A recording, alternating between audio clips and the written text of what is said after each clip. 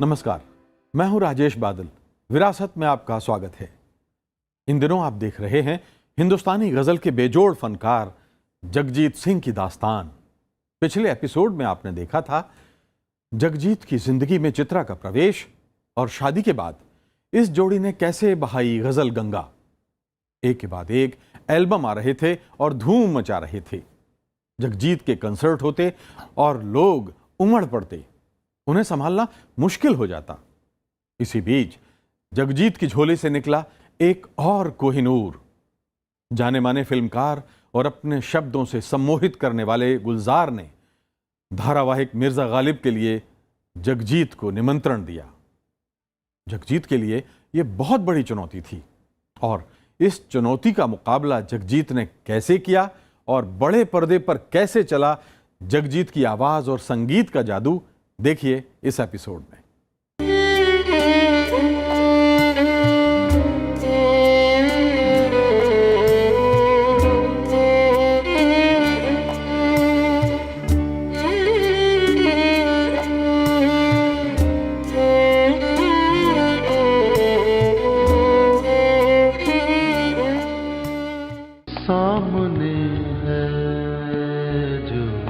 हमने आपको बताया था कि बियॉन्ड टाइम भारत का पहला एल्बम था जो विदेश में रिकॉर्ड हुआ था। डिजिटल रिकॉर्डिंग की खुशबू इस एल्बम से संगीत प्रेमियों ने महसूस की थी।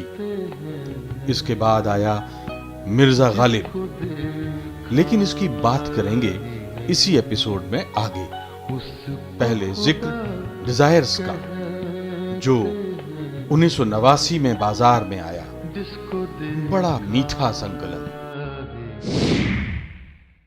घर से न जाओ दूर किसी अजनबी के साथ, बरसेंगे जोर शोर से बादल संभालिए, दिन आ गए शबाब की आंचल संभाली, होने लगी है शहर में हलचल संभाली, दिन आ गए शबाब की आंचल संभाली। जब नाम तेरा प्यार से लिखती है उंगलियां, मेरी तरफ ज़माने की उठती है उंगलियां, जब नाम तेरा प्यार से लिखती है उंगलियां। जिंदगी की मिठास गहराती जा रही थी। लगता था संसार की ये सबसे खुशनसीब जोड़ी है। विवेक और बेटी मोनिका के साथ दिन अच्छे कट रहे थे, लेकिन जिंदगी में सब कुछ आपके हाथ में नहीं होता। जब इंसान भविष्य के सुनहरे सपने बुन रहा होता है, तो कहीं दूर कोई बैठा हकीकत की पथरीली जमीन पर आपको पटखनी देने की पटकथा लिख रहा होता है। ऐसा ही हुआ जगजीत चित्रा के साथ। खुशियों को किसी की नजर लग गई। एक भयानक काली रात।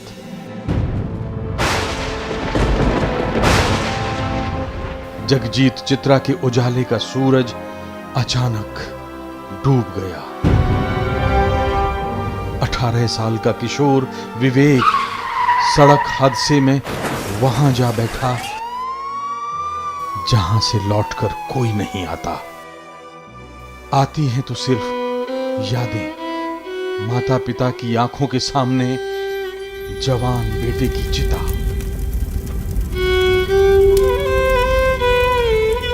जगजीत और चित्रा ने जिंदगी में बहुत खराब दौर देखा था, लेकिन विवेक तो अपने साथ दोनों की जान भी ले गया था। दो जिंदा लाशें पागलों की तरह भटक रही थी। घर में मरघट सा सन्नाटा पसरा हुआ था।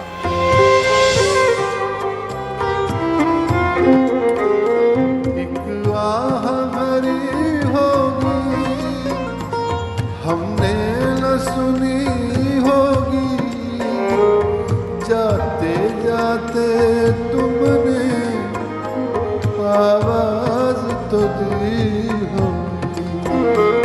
हर वक्त यही है गम, उस वक्त कहाँ थे हम जब तुम चले गए। दो बेजोड़ फनकार अपने अपने खोल में बंद हो गए। किसे दोष देते? बेटी मोनिका दोनों का सहारा बन गई, मगर विवेक तो विवेक था। उसकी कमी कौन पूरी कर सकता था? घर उजड़ गया था। कहते हैं वक्त हर घाव भर देता है, लेकिन यह घाव ऐसा था जो भरने का नाम ही नहीं ले रहा था। चित्रा गूंगी हो गई, गले से सुरों का रिश्ता टूट गया। 28 जुलाई 1990 के बाद आज तक किसी ने चित्रा को गाती नहीं देखा। किरच किरच होकर बिखर गए जगजीत ने अपने को किसी तरह समेटा और दर्द की सारी दौलत चाहने वालों पर लुटा दी।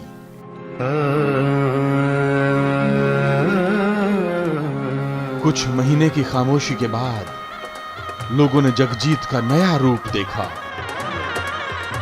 भीड़ में अकेला, हर पल उचाट। किसी शो में नौजवान नजर आ जाते तो उनमें विवेक दिखाई देता। तालियों की गड़गड़ाहट गूंजती रहती और उधर शो के बाद ग्रीन रूम में बंद जगजीत फूट फूट कर रोते हुए विवेक के नाम पर आंसू की नदियां बहा रहा होता। यही जिंदगी है, अपनी रफ्तार से चलती हुई। Somehow, especially after we lost our son, I went into a completely different path, you know. काफी दिनों तक तो आप दोनों ने ही मतलब गाना बंद रखा। 6-8 महीना तो गा भी नहीं पाए। फिर since you are the breadwinner of the family, you have to get back.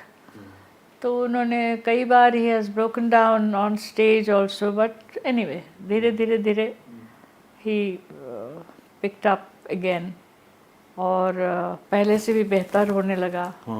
कुछ उनका स्पिरिचुअल इसीलिए वही मैं कह रही थी ना कि मैं जो कम्प्लीटली स्पिरिचुअल पाथ में चली गई तो उस पे उनका सपोर्ट मुझे बहुत मिला है। Not only support, he loved it, that in fact he loved कि बेटे जाने के बाद जो हम लोगों के सबकी जो हालत हो गई थी, it was an absolute end, life had come to an end. तो उस वक्त I could not go back to music, but ये जो एक लाइन मुझे मिला जहाँ I enjoyed doing what I was doing, और फिर वो जो हीलिंग के लाइन में मैं चली गई, which I was loving and I was getting great result, वो उनको बहुत अच्छा लगता था। He loved that. 5-6 महीने I found it difficult emotionally also, and फिर then I trained myself. मैं 2 महीने बाद ही तानपुरा फट के बैठ गया सी। उस तो बाद with in 1 year I did tour of America. हालांकि मैंने तकलीफ हुई थी बहुत, कई बार इमोशनली ब्रेक हो जाते थे स्टेज पे, पर वो मैं हिम्मत करके पूरा किया इस टूर। विवेक के जाने के बाद दर्द के इस दरिया से निकला someone somewhere. Someone somewhere recording तो हो चुकी थी, रिलीज नहीं हुआ था, तो वो बाबू जाने के बाद आफ्टर वी लॉस्ट हिम इसको रिलीज किया था। मेरा कातिल ही मेरा मुंसिफ है, क्या मेरे हक में फैसला देगा, क्या मेरे हक में फैसला देगा। आदमी को क्या देगा, आदमी को क्या देगा, जो भी देगा वही खुदा देगा। जगजीत के चाहने वालों ने देखा नया रूप, आवाज में मीठापन बढ़ गया, लेकिन एकदम बुजुर्ग नजर आने लगे, कुछ आध्यात्मिक। सब सिखन को हुक्म है, गुरु मान्यो ग्रंथ। सब सिखन को हुक्म है, गुरु मान्यो ग्रंथ। आज्ञा पई अकाल की, तबे चलायो पंथ। सब सिखन को हुक्म है, गुरु मान। जगजीत ने एक बार फिर अपने को समेटा और चाहने वालों के लिए गजलों, नज़मों, भजनों और गीतों की गंगा बहा दी।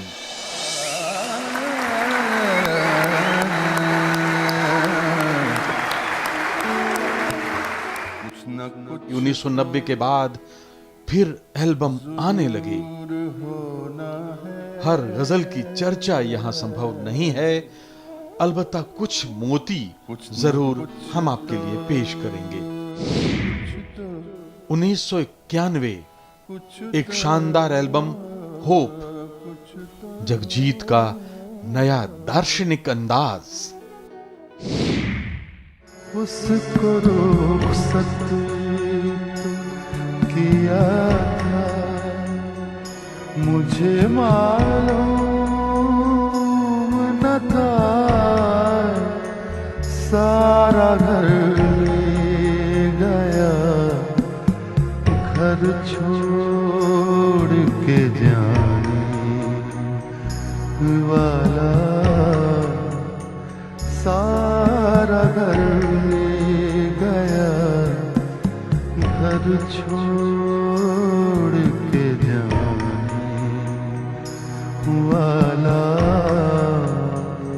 एक मुसाफिर के सफर जैसे है सबकी दुनिया,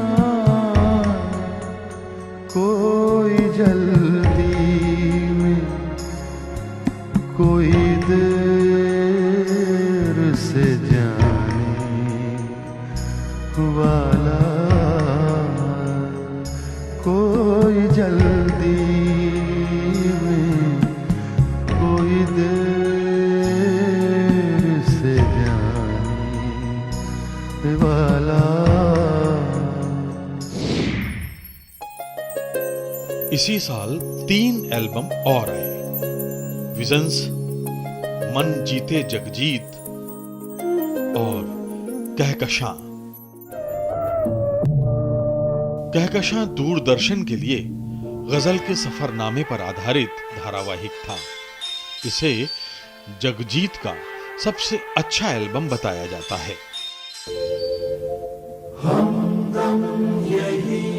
अली सरदार जाफरी ने कहकशां के शोध और आलेख की जिम्मेदारी संभाली थी और निदेशक थे जलाल आगा। इसमें उर्दू के चुनिंदा शायरों की रचनाएं शामिल थीं।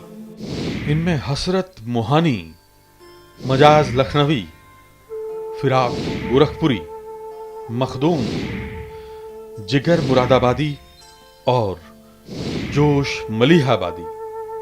जोश मलिहाबादी की एक रचना तो जगजीत के गले से निकली और अमर हो गई। सबके काजल मेरे पारे, सबकी आंखें मेरे तारे, सबकी सांसें मेरे दारे, सारे इंसान मेरे प्यारे, सारी धरती, सारी धरती मेरा आंगन, वो लिखता रे झन झन झन झन। कहकशा में एक गजल चित्रा की आवाज में भी थी, जो विवेक के देहांत से पहले रिकॉर्ड की गई थी। अब तो उठ सकता नहीं, आँखों से बारे इंतजार, किस तरह काटे कोई लैलो नहारे इंतजार।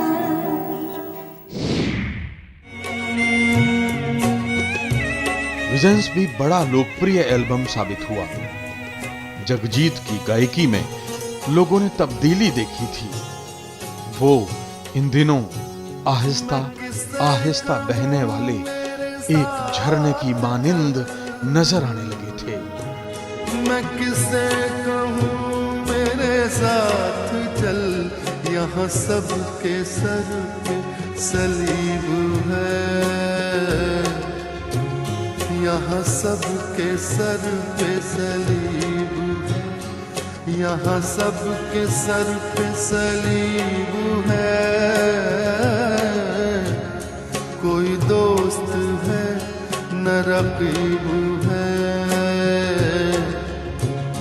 कोई दोस्त है न रकीब है। तेरा शहर कितना अजीब है, कोई दोस्त है न रकीब है। झूठ वाले कहीं से कहीं बढ़ गए, और मैं था कि सच बोलता रह गया, और मैं था कि सच बोलता रह गया, और मैं था कि सच बोलता रह गया। आते आते मेरा नाम सा रह गया।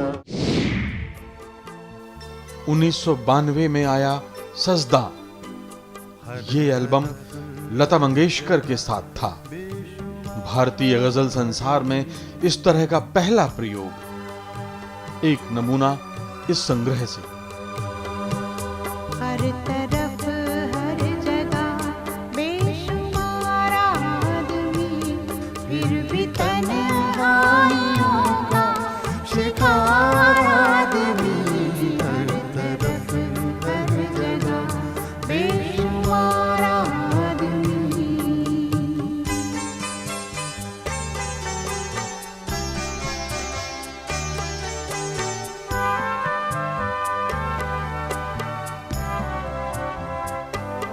सुबह से शाम तक बोझ ढोता हुआ,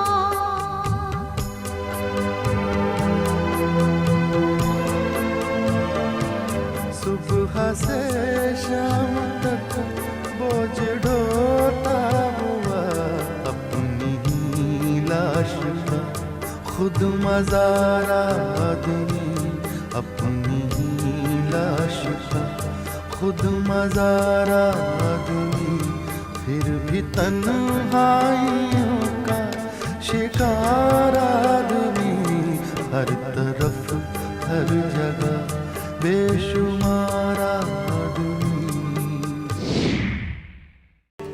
ओ दर्द से मेरा दामन भर दे या अल्लाह।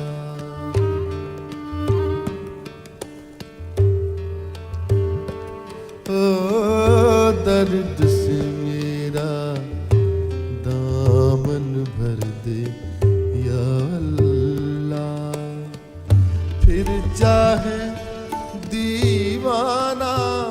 मेरी ज़िंदगी की जो एक 25 साल की जो एक मेहनत का फल है वो समझो मुझे मिल रहा है इस रिकॉर्ड से, और वो जल्दी आपके सामने आएगा। और अच्छा रिकॉर्ड होना चाहिए, क्योंकि इस वक्त मुझे मौका मिला है जो मुल्क की क्या दुनिया की जो सबसे बेहतरीन आर्टिस्ट है उसके लिए मैं कंपोज कर रहा हूँ।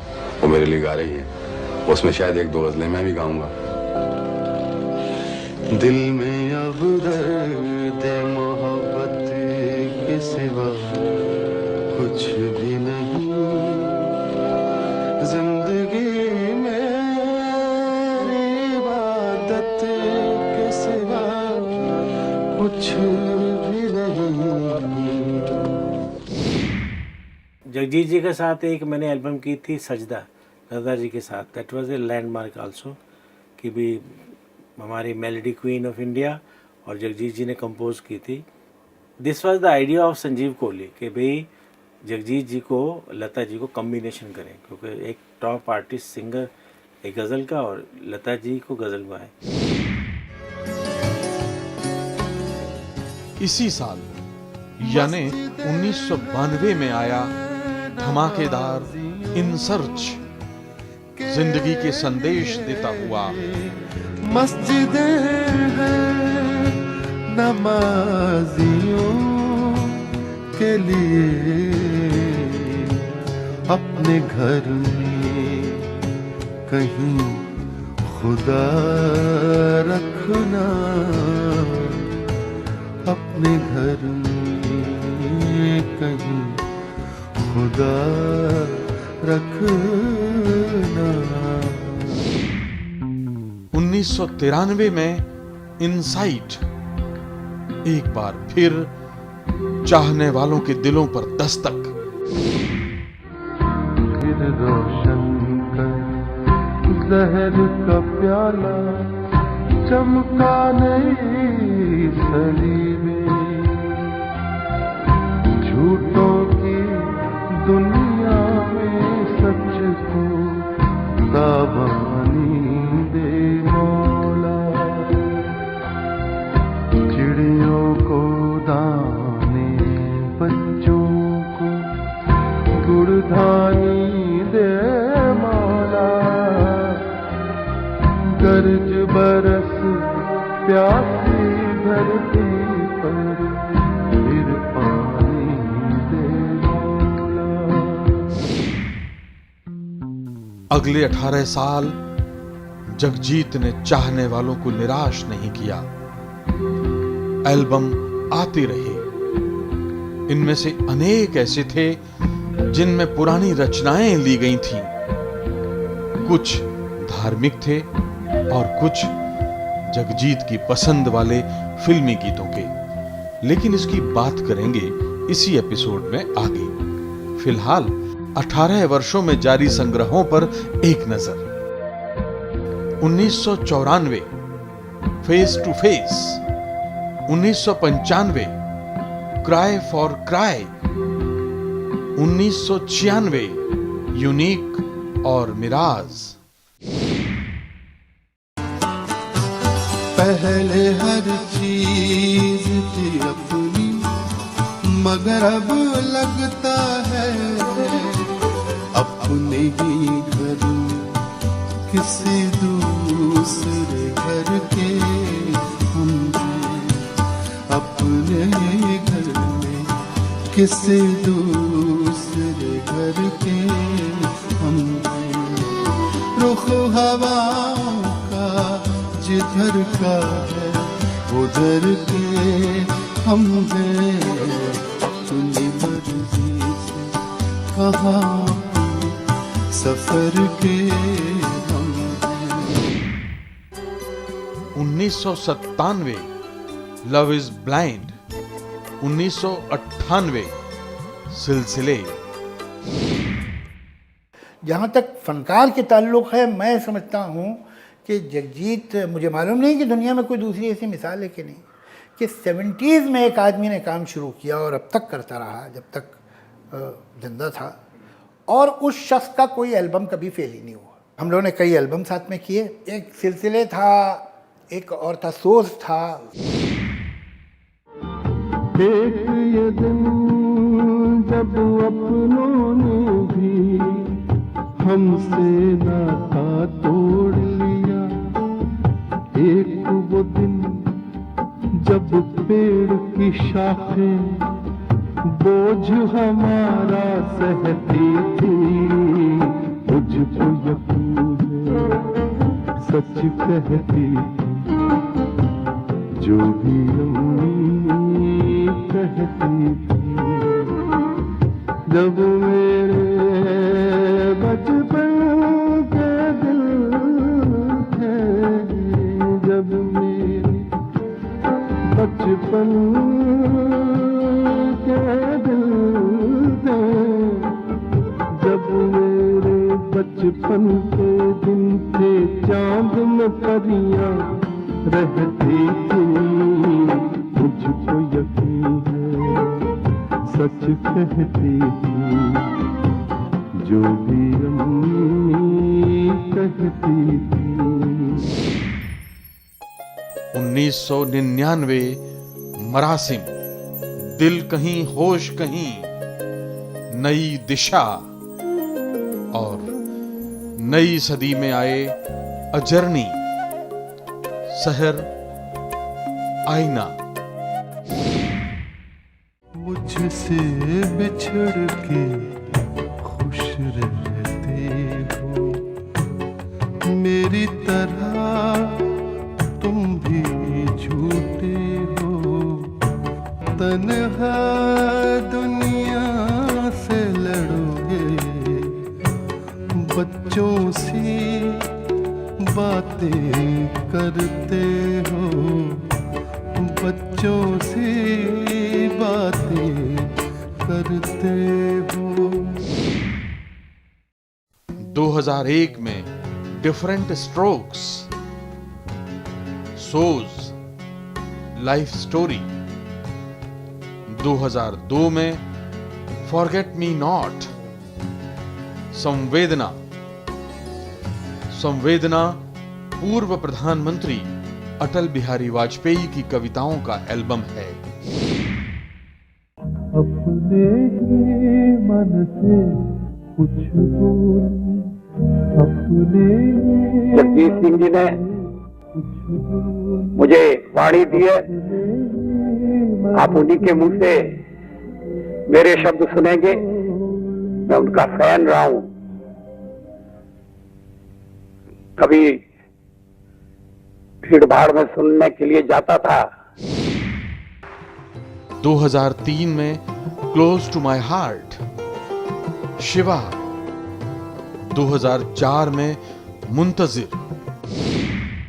रात बैठी है बाहें पसारे, सिसकियां ले रहे हैं सितारे, कोई टूटा हुआ दिल पुकारे, हमदम तू कहाँ है, गमज़दा हो गई जिंदगी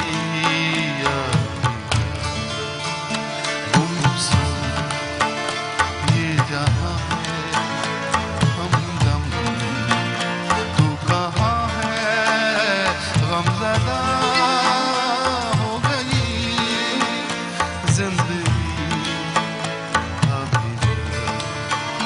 गमज़दा हो गई जिंदगी अभी। 2005 में best of Jagjit and Chitra और तुम तो नहीं हो।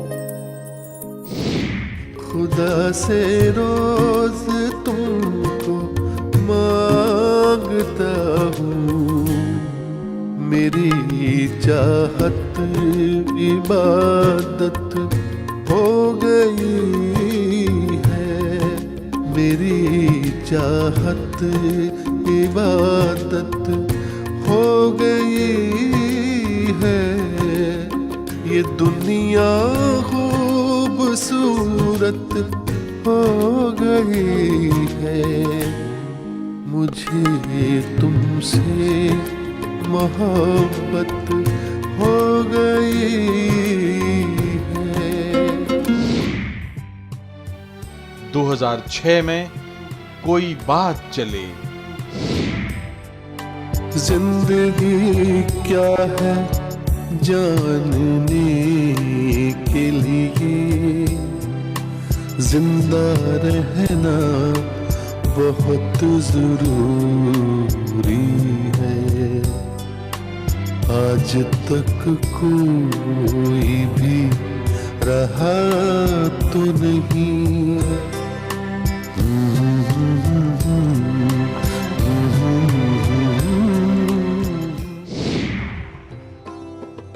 2009 में आया इंतहा। कम लोग ही जानते हैं कि जगजीत अपनी गजलों और गजलकार का चुनाव खुद करते थे। जब तक संतुष्ट नहीं हो जाते तब तक वो गजल एल्बम में जगह नहीं लेती थी। इंतहा में उन्होंने देश की हिंदी उर्दू गजल के सशक्त हस्ताक्षर आलोक श्रीवास्तव की गजल को आवाज देकर अमर बना दिया। आलोक के लिए वो ईश्वर से कम नहीं थे। दरअसल उनके साथ जो एक रिश्ता था वो बड़ा ऐसा रिश्ता था जो एक गुरु के साथ होता है, बड़े भाई के साथ होता है, मेंटोर के साथ होता है, पिता के साथ होता है। उनसे सीखने को बहुत मिला।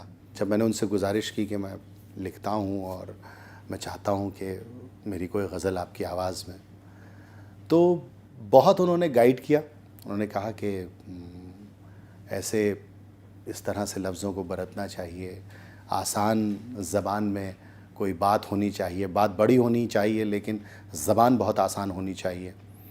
तो पहली गज़ल जो उनकी आवाज़ में आई वो मंजिलें क्या हैं, रास्ता क्या है, हौसला हो तो फासला क्या है, वो सज़ा दे के दूर जा बैठा, किससे पूछूं मेरी ख़ता क्या है। इंतहा मेरी लेटेस्ट एल्बम है। इसमें 8 गज़लें हैं और सब नई गज़लें हैं। मैं हमेशा नई नई गज़लें ढूंढता हूँ। उसमें लिरिसिस्ट कोई भी हो, कई बार नए लिरिसिस्ट होते हैं, कई बार पुराने होते हैं। अभी इसमें जैसे 8 गज़लें हैं, इसमें 2-3 बिल्कुल नए लिरिसिस्ट हैं। जैसे एक आलोक श्रीवास्तव हैं, वो पहली दफ़ा उनकी गज़ल रिकॉर्ड हो रही है इस एल्बम में। मंजिलें बेगानी हो सकती हैं और रास्ते मुश्किल, लेकिन दिल में हौसला हो तो सारे फासले खुद ब खुद सिमटने लगते हैं।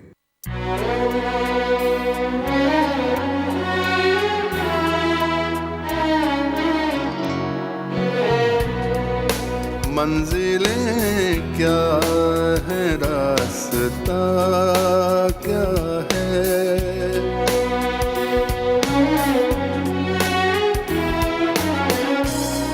मंजिलें क्या है, रास्ता क्या है, हौसला हो तो फासला क्या है, हौसला हो तो फासला क्या है, मंजिलें क्या है, रास्ता क्या है।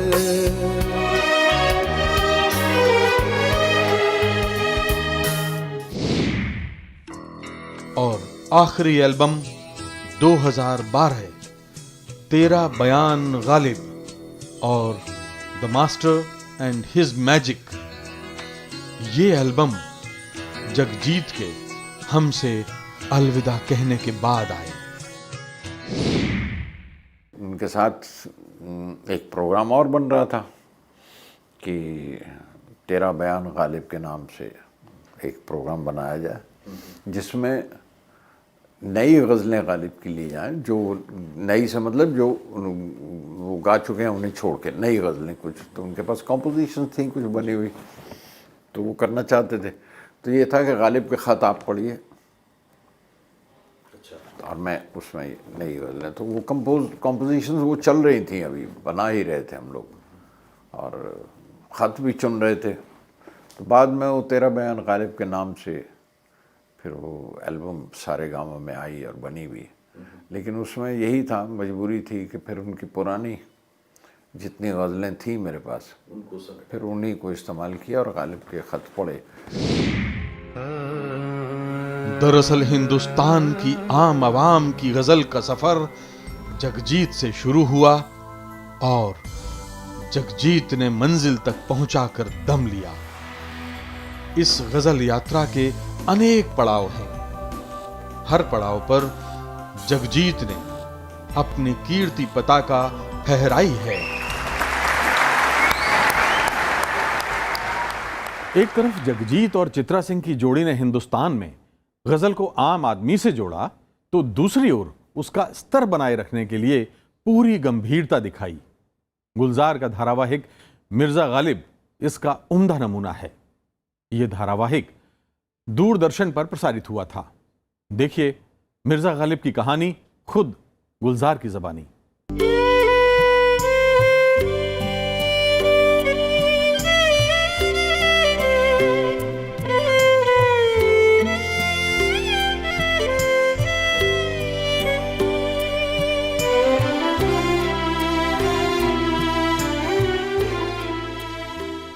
दरअसल गुलजार के छोटे भाई जगजीत के दोस्त थे। वो ऑल इंडिया रेडियो में काम करते थे। इस वजह से जगजीत गुलजार को वही इज्जत देते थे। जब संघर्ष के दौर से गुजर रहे थे तो गुलजार के साथ सुख दुख बांटते थे। अपने जमाने के मशहूर गजल गायक मेहंदी हसन की गाई और फैज अहमद फैज की लिखी गजल उन दिनों बहुत लोकप्रिय थी। गुलों में रंग भरे वादे नौबहार चले, चले भी आओ के गुलशन का कारोबार चले। जगजीत ने इस गजल को अपने ही अंदाज में गाया था। गुलजार ने इस अंदाज में हिंदुस्तान की गजल का एक नया मोड़ देखा। आपको सुनाते हैं इस गजल का एक हिस्सा।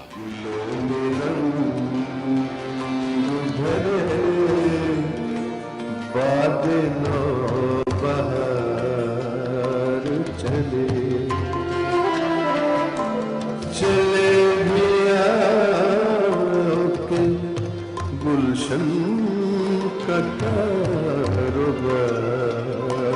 चले, चले भी आओ के गुलशन का कारोबार चले, गुलों में रंग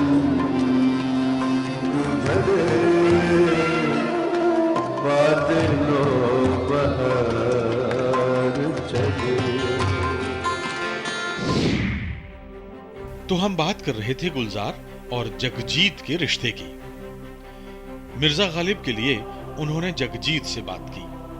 धारावाहिक के संगीत और गायकी के लिए गुलजार के तर्कों ने जगजीत को उलझन में डाल दिया।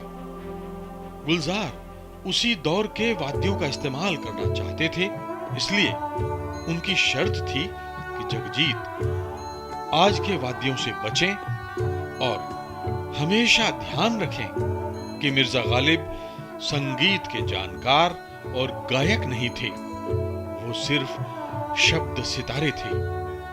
हाँ, ये जरूर था कि वो तरन्नुम में गाते थे। ये बेहद कठिन काम था, लेकिन जगजीत ने ये चुनौती स्वीकार की। इसके आगे की कहानी सुनिए खुद जगजीत और गुलजार से। मिर्जा गालिब सीरियल बन रहा था। गुलजार साहब ने मुझे सिलेक्ट किया उसके म्यूज़िक के लिए और सिंगिंग के लिए। तो स्टोरी के हिसाब से उन्होंने सिलेक्शन की। गज़लों की बैठ के सिलेक्शन करते थे कि उनकी जो लाइफ हिस्ट्री चल रही है गालिब की, वहाँ पे कौन सी गज़ल उनकी सूट करेगी। तो वो सिलेक्शन करके उसको बाद उस सिचुएशन के हिसाब से उसका म्यूज़िक किया गया, उस हिसाब से ढंग से गाई गई। उसमें आप देखेंगे कि रेसिटेशन जो है सिंपल है। मिर्जा गालिब में कोई इतनी कॉम्प्लिकेशन नहीं है, सिंपलिसिटी मिलेगी आपको। म्यूज़िक भी कम मिलेगा, क्योंकि मैंने मिर्जा गालिब को गालिब बन के गाया, जगजीत सिंह बन के नहीं गाया। गज़ल और किसी के हाथ सौंपी भी नहीं जा सकती थी। मिर्जा गालिब भी करते हुए कंपोज करने के लिए उससे सिर्फ जगजीत को मुझसे शिकायत थी कि इसमें ऑर्केस्ट्रा नहीं है। अब उस वक्त की तबला सारंगी और वही, और उसमें अंदर क्या इसकी बॉडी नंगा लगता है गाना और ये लगता है। मैं कहा देखो, जो मैं अगर पीरियड पिक्चराइज कर सकता हूँ तो मैं इलेक्ट्रॉनिक उसमें नहीं डाल सकता और नहीं डालना चाहता जी। इसलिए उस दौर के जो इंस्ट्रूमेंट्स जी हाँ, जो मैं दिखा सकूं, तो इसलिए थोड़े से खफा थे मुझसे। तो यार वो ठीक है, गज़ल तो अच्छी गाई तो है, लेकिन उसमें नंगा लगता है, नंगी लगती है कॉम्पोजिशन, और वो तैयार नहीं थे उसमें। तो मैं कहा जब म्यूज़िक अगर रिलीज़ करेंगे तो आप इंस्ट्रूमेंट्स ऐड कर लेना, लेकिन मैं जो दिखाना चाहता हूँ। तो दूसरी उनकी आवाज़ वो ऐसी सूट करती थी नसीर के साथ कि वो जिस आवाज़ में डायलॉग कहे जा रहे हैं उसी आवाज़ में लगता था जब वो शेर। हाँ, तभी तो वो लगा ना कि मिर्ज़ा गालिब को लोगों ने पर्दे पर देखा।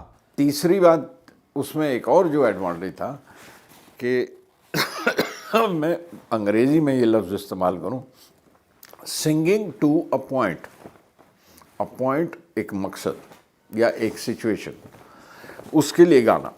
जुल्मत कदे में मेरे शब गम का जोश है, एक शम्मा रह गई है सो वो भी खामोश है। पहली भी गाई गई है, उन्होंने भी गाई है, लेकिन जब वो एक सिचुएशन पर गाई जा रही है कि 1857 गुजर गया है और एक अकेला बहादुर शाह जफ़र अकेला है लाल किले में, एक शमा की सूरत खड़ा हुआ और हर तरफ जुल्मत है, तो उसका एक मकसद टू द पॉइंट हो जाता है कि यहाँ ये मूड है इसका, इस मूड के लिए गाना है। तो उससे एक रुख मिलता है, एक डायरेक्शन मिल जाती है, एक दिशा नज़र आती है कि आप जो कंपोज कर रहे हैं वो किस मूड के लिए है।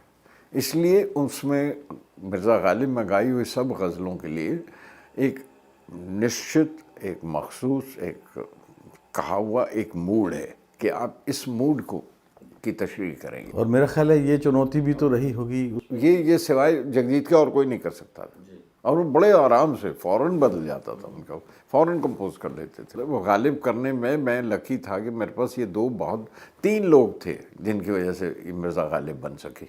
एक तो नसीर कमाल के एक्टर और कमाल के कंपोज़र और आवाज़ जगजीत की, और तीसरे गालिब खुद।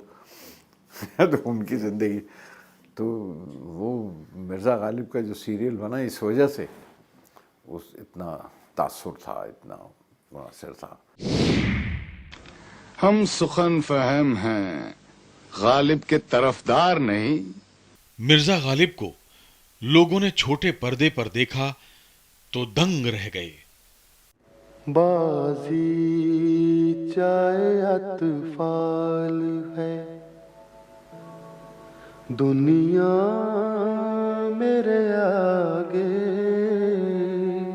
जगजीत के संगीत और आवाज का अद्भुत संगम। नसीरुद्दीन शाह ने अपनी एक्टिंग से 4 चांद लगा दिए।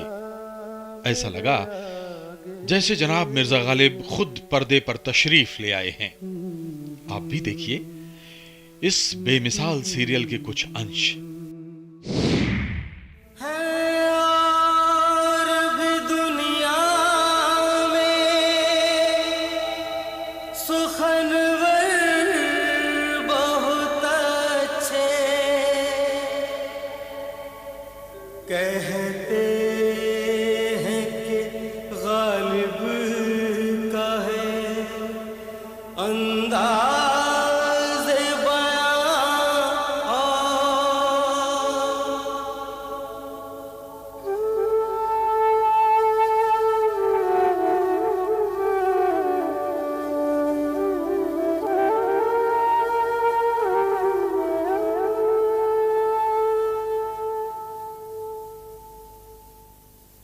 बल्ली मारा के महल्ले की वो पेचीदा दलीलों की सी गलियां,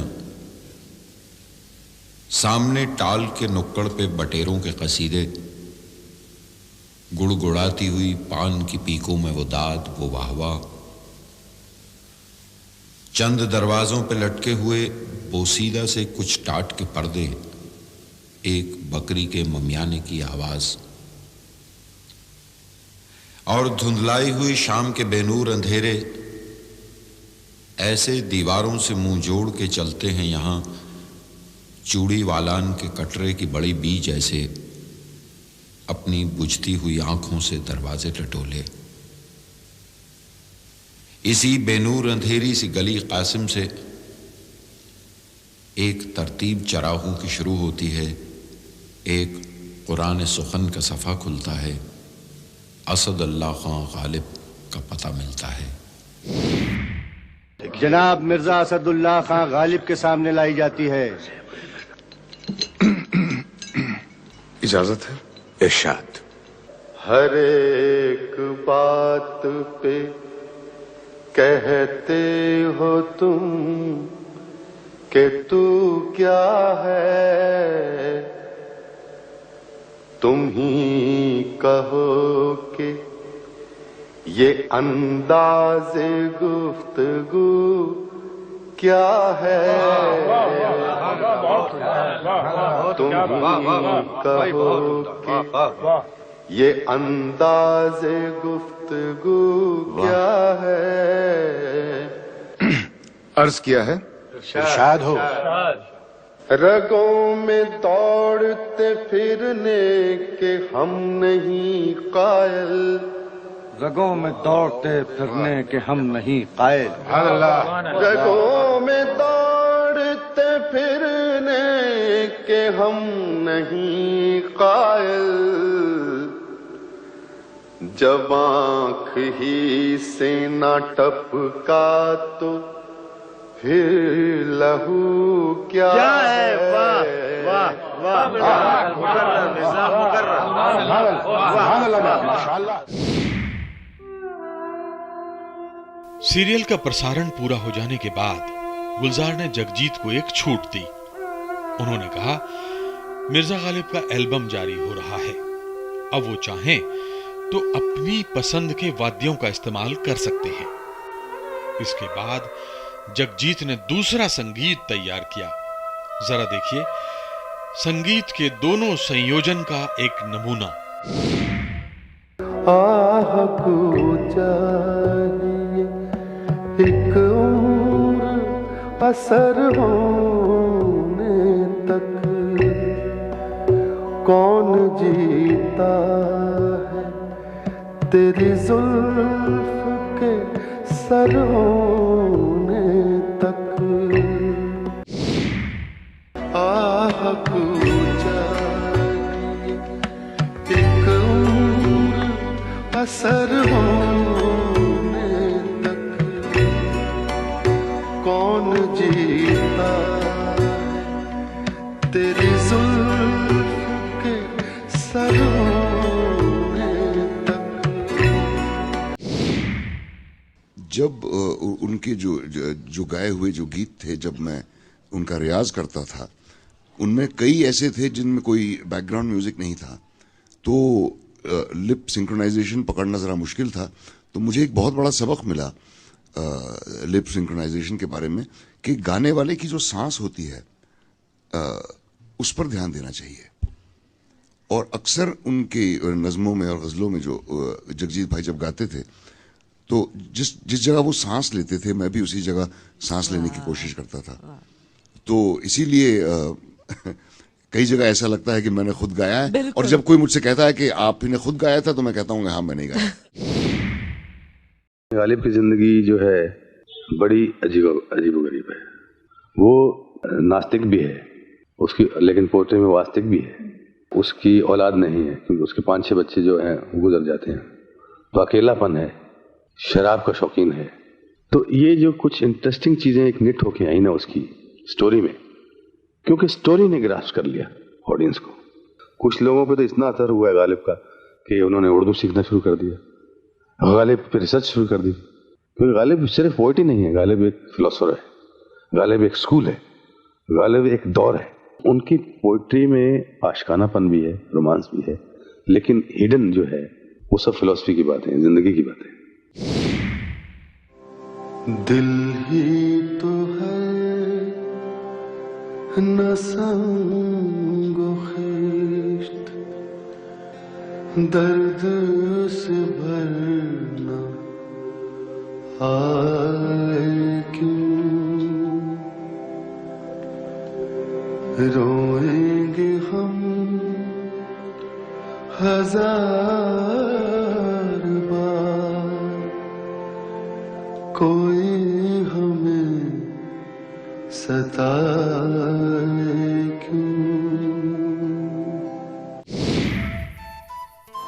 गुलजार और जगजीत की जोड़ी भी कम लोकप्रिय नहीं थी।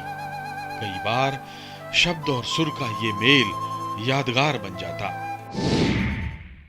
मुझे ये महसूस होता, और मैं पहले कह चुका हूँ कई बार, कि गालिब जाते हुए गज़ल इनके हवाले कर गया था, कैसे संभाल लेना।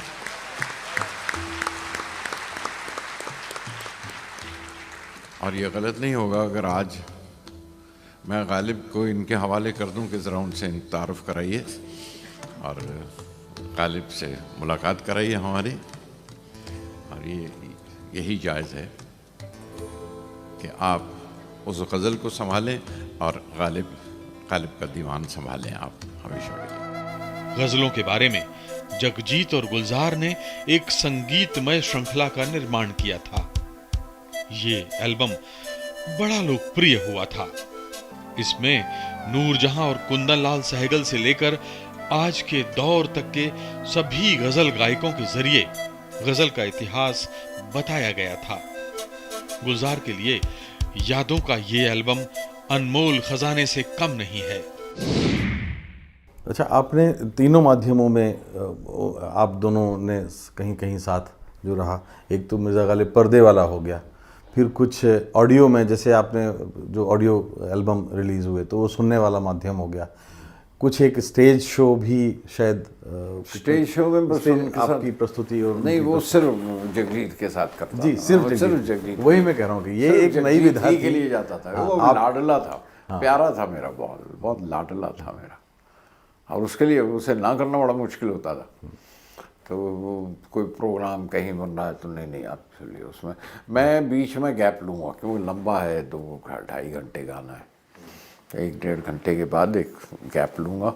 आप आधा पौना घंटा 1 घंटा, तो 1 घंटा कोई क्यों सुनेगा भाई, तुम्हारी अच्छे भले सुरीला आदमी आ रहा है बीच में, मैं आके कहना नहीं, कुछ मुझे ब्रीदर मिलता है 1 आधा पौना घंटा, तो इतना नज़में सुनाई और फिर उसके बाद मैं फिर टेक ओवर कर लूँगा, फिर मैं ख़त्म कर लूँगा। तो 2-2.5 घंटे का प्रोग्राम देना पड़ता था उन्हें। जगजीत के बाद कोई सुर निकालना बड़ा मुश्किल काम है। अब बताइए, वो तो जब जी चाहे, इनसा महबूब भी और कोई नहीं, जब जी चाहे हंसा लेते हैं, जब जी चाहे रुला देते हैं।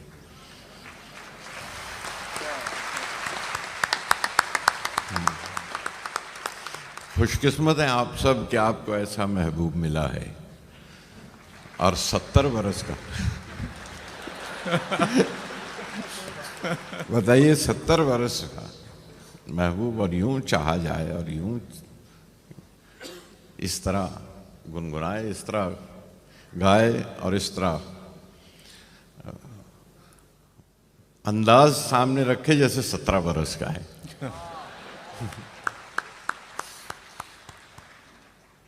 कभी तो हम भी 70 को पहुंचेंगे, हमारे भी बाल काले हो जाएंगे।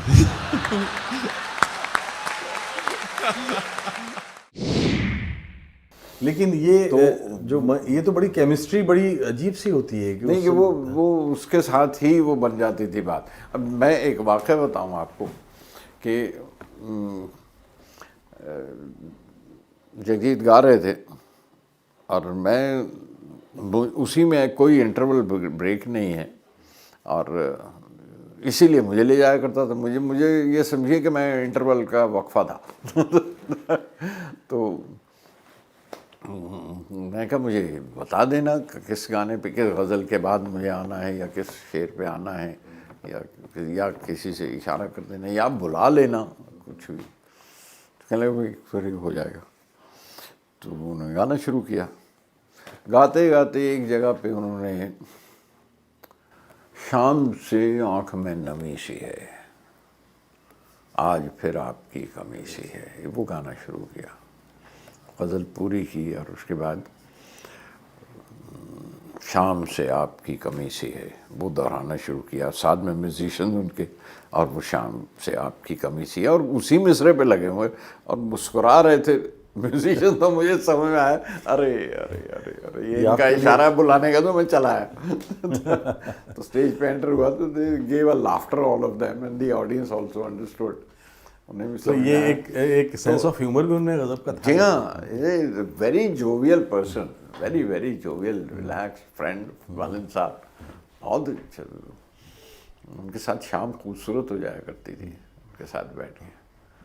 यानी एक कई बार चूंकि जितने 100 लोग अगर सुनने वाले आते हैं तो सारे 100 के 100 एकदम गज़ल को समझने वाले नहीं होते, तो बीच में जिस तरह से उन्होंने लतीफ़ों का एक प्रयोग सिलसिला एक शुरू नहीं बीच में उनके गाने मतलब वो जैसे गाया करते थे, वो कुछ टप्पे, कागज़ की कश्ती, हाँ कागज़ की कश्ती, और वो मेरा बचपन लौटा दो, और वो सारा। तो कई दफ़ा गाते गाते गाते मैं थक गया, आप लोग गाइए मैं म्यूज़िक दूंगा, आप लोग गाइएगा। तो और कह के उसने हम किया, गुनगुनाया और ट्यून प्ले किया। तो पहले हल्के से एक आवाज़ 2 4 5 सिंगर्स किया, तो उसके बाद पूरा हॉल गाता था उनके साथ। उनके जो मद्दाह थे उन्हें उनके तमाम गाने याद थे, और जब गाते तो कई दफ़ा ऑडियंस से गवाया करता था। सब कहाँ कुछ लाला गुल में नुमाया हो गई। दरअसल मिर्जा गालिब भारतीय टेलीविजन और संगीत के इतिहास का एक ऐसा कोहिनूर है जो सदियों तक चमकता रहेगा। मिर्जा गालिब की चमक से आज भी हिंदुस्तान का गजल संसार रोशन है, लेकिन जगजीत का सफर यहीं खत्म नहीं होता। उनकी गायकी के अंदाज अद्भुत थे। इसके अलावा उन्होंने पर्दे पर एक ऐसी पारी खेली जिसके बारे में कम लोग ही जानते हैं। जगजीत के तमाम रूप और फिल्मी सफर देखेंगे अगले एपिसोड में। हम आपको एक बार फिर याद दिला दें कि जगजीत के साथ साथ आप हिंदुस्तान की गजल का एक ऐसा प्रामाणिक दस्तावेज देख रहे हैं जो आपको शायद ही कहीं मिलेगा। इस एपिसोड को यहीं खत्म करने की इजाजत दीजिए। नमस्कार। हजारों ख्वाहिश ऐसी के हर ख्वाहिश पे दम निकली, बहुत निकली मेरे अरमान, लेकिन फिर भी कम निकली।